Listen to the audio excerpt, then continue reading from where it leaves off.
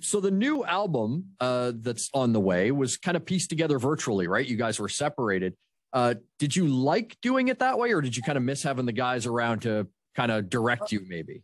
Well, there's nothing like being in person with everybody and writing around a circle and like riffing out that way. With the times that we've had, we had to, make a choice. Either we didn't write or we wrote and found a way to do it. So, like right here I have a little studio behind my house that it actually used to be a dog days in, like a dog hotel back in the day.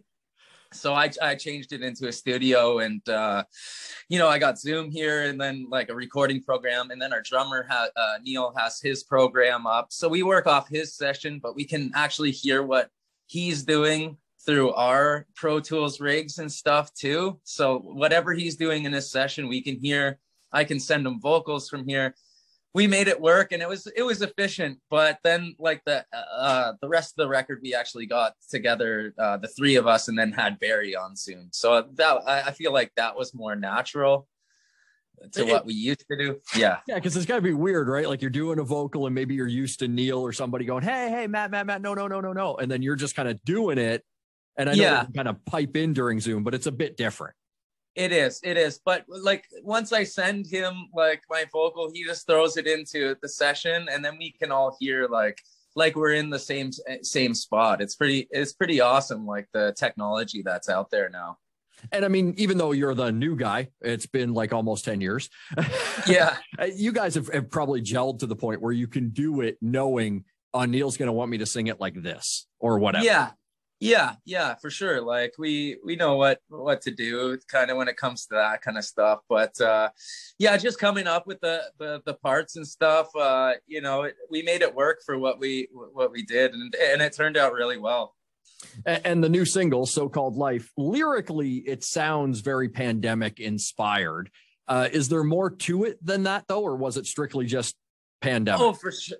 For sure that there's more to it. I feel like, everybody needs something to take the edge off once in a while. Like, life just gets too much. We either do something or take something or drink something to make life a little bit more enjoyable. And like, I feel like when that chorus hits, it feels like, a Friday evening when you're getting home and like, just like, cracking a cold one, or like, just the week is done. And it feels like party time almost. So, yeah. And this one probably destined to be another #1 hit for you guys on the rock charts. And you have this kind of back and forth with Shinedown over who has the most #1 hits. Is this friendly, or is there trash talk back and forth? Oh no, like those guys are super supportive of us because we were on a co-headlining tour with them back in 2012. When I joined the band, and it was kind of a shock to them too, because they were co-headlining with 3 Days Grace, and now the singer had changed. And Brent Smith from Shinedown was like super supportive, came out saying, we just want to put on a great concert. We support these guys and what they're doing. So, if that band would have been turned around and been like, you know what, we don't want to do this tour, your camp has changed, and like that kind of thing, then that wouldn't have happened. And, it would have been a big blow to the band. But, they were super supportive. We went on tour with them. We had pyro. They had a ton of lights. We'd love to get back on tour with them and just play hits. It's a great combination. It'd be a night of #1s because you can go back and forth. And I mean, I've interviewed Brent a few times. He is a salt of the earth guy. Like But speaking of rivalries, this just popped up today, so I don't even know if you know about this yet.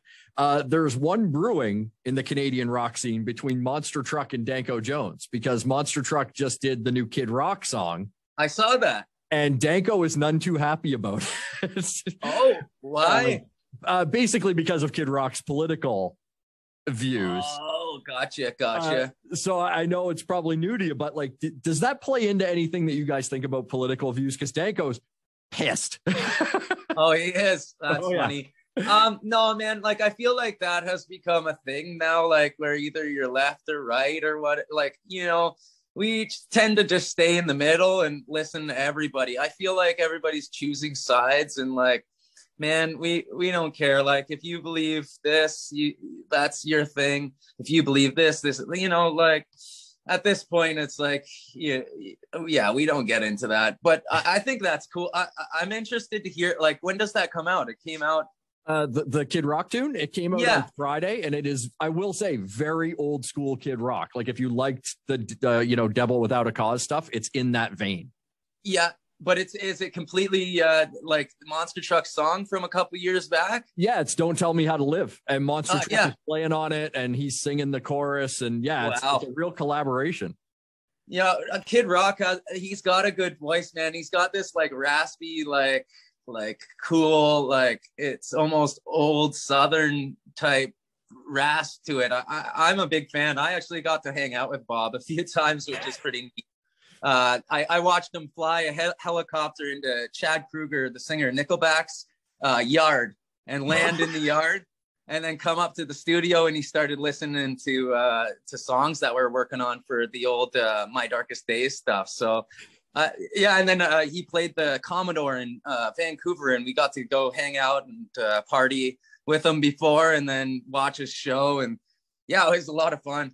That's a wild scene. Kid Rock helicoptering into Chad Kroeger. That's a wild scene, man. And he flies, so he was actually piloting the thing with somebody else with him. But like I remember him just landing right in the yard, and like, oh, Bob's here. And like, what?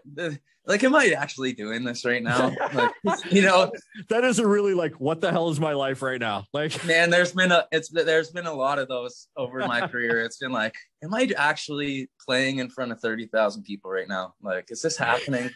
It's humbling though. It's like, feels like a movie, a little bit. And we've got the new stuff coming, but you guys were busy because you did the Goche cover. And then you did a thing with like Young Thug and stuff like that as well, which kind of came out under the radar, but it's really cool. Yeah, like our friend, he's a producer named Big Head, and he actually did, he took a sample of one of our songs off the Human record, the first record I did with 3 Days Grace. And he took a sample, and a guy named Little Peep did a song over it with a guy named Little Tracy, but Little Peep ended up passing away. And the song, like a lot of people dig the song. It's called Switchblades. And then we ended up writing with Big Head and working with him because through this. So it was fun. It was good to do something else. Well, we're just chilling. And the Goche cover, why did you pick that tune? I mean, it's a very catchy song, but honestly, I always loved that song. And I was bored one day, and I came out here, and I just picked up an acoustic and I do that with some covers. Some people have never heard the stuff that I've done here, but like I did that and just threw it together and sent it to the guys, and they're like, "Oh, that's cool! Like, we should put like heavy guitars in it." And it just went from there, like just having fun, like being like bored and through COVID, and it turned out to be really, really good. So we ended up putting it on the radio and putting it out there for people. Yeah. How often do you do that? Do you just kind of wander back into your old dog hotel and record a cover? I've done it once in a while. Like if I'm inspired or like I just like start playing it. Like sometimes like I'll pick up the guitar and automatically start playing like an older song or like a new song that's on the radio, and just like, oh, I might as well try. And sometimes it doesn't even, like, it starts, I get the verse done, and I'm like, this ain't working. But then sometimes I'll record the whole song, and it will be like, oh, that's pretty cool. Like I did Every Breath. What's this Police song? I'm drawing a blank. Yeah, Every Breath You Take. Yeah. I did a cover of that nobody's heard yet, and it's really cool. Like I made it completely different, and I hope to someday get that out there. I was gonna say, so when do we get to hear it? Like you can't that and just be like, oh, I got it here, whatever. Yeah, it kind of just sits, and then like if it ever comes to a time where we're like, oh, we need a cover, or how about this? Or, yeah, that'd be cool to hear. You should just release a covers album. Like, yeah, a lot of people over the pandemic started doing that, like a lot of covers, and I think jumped into that too, because it's just like, oh, what do we do? Like, you know. So I was going through your Instagram a little bit to try to find something to ask you about, and I noticed back at the beginning of the pandemic, you did like one of those face plants over Joe Exotic. Oh yeah. Have you seen the follow up, the Tiger King 2 that's hit Netflix now? I just saw it. I saw that it was on Netflix. I haven't watched it yet. No. I binged it over the weekend. It's not as crazy as the first one, but it's worth a watch. I will say that. Oh, okay. Is it based on the same people as the first? Yeah, I mean, Joe's in jail. So I mean, yeah. There's that. And then there's another guy that I don't even think he was in the first one, but he's nuts. It's just a weird scene. You're just sitting back watching it going, how do these people live? Yeah. Like, it's very wild. Yeah, you'd have to be. Yeah, it's definitely, it'll be good for the tour bus. I'll tell you that. Yeah. I know you're a gamer too. What are you playing right now? Honestly, I play Fortnite now. Like years ago, I was like, I'm not going to get into this game. It looks super childish. And then I started playing it, and now I go to other first person shooter games, and it's just not as intense. And I can't, like, in Fortnite, you can build around you. And so every time I'm getting shot in all these other first person games, I'm trying to build in front, like, to block the shots. And it doesn't happen in other games. So dude, like, it's why these kids are all on it. It's extremely addictive, and it's a fun game. But like, I was a hater at first. I'm like, no, this is cartoonish, it's childish. And then you start playing it, it's like, oh, it's just fun. My nephew is huge into it, and he's bugging me to play it. And they get me, like, I haven't started yet, but when I see, like, 'cause I'm a huge DC Comics nerd, when I see the skins for like Batman, Harley Quinn and stuff, I'm like, well, now I kind of want to play. Yeah. What skin are you using? Right now I am Kylo Ren. Oh, nice. Yeah. That actually leads into my next question, because I know you're a Star Wars fan as well. You got to be stoked for Book of Boba Fett. Yeah, that looks really good. Yeah. I mean, it's a golden age to be a Star Wars fan. We're getting so much content. I feel like yeah, and it's gone back. It's nice. They've gone back to the original, like, look and feel. It seems like I'm a fan of all the new stuff, and like the Force Awakens era type stuff. But like this, the last one, The Mandalorian, it's just so good. Like, the stories are good, the visual is so good, and they brought back all those old visuals and stuff. Yeah, it's exciting. It's exciting to be a Star Wars fan.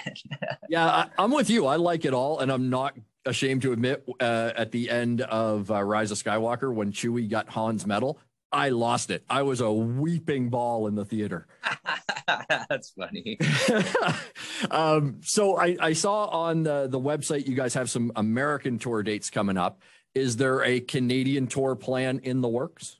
Like in the summer, we just have a few shows we just approved that are coming out shortly. So yeah, some Canadian stuff in the summer, just a few festivals around. But hopefully we do a full Canadian tour in the new year for sure.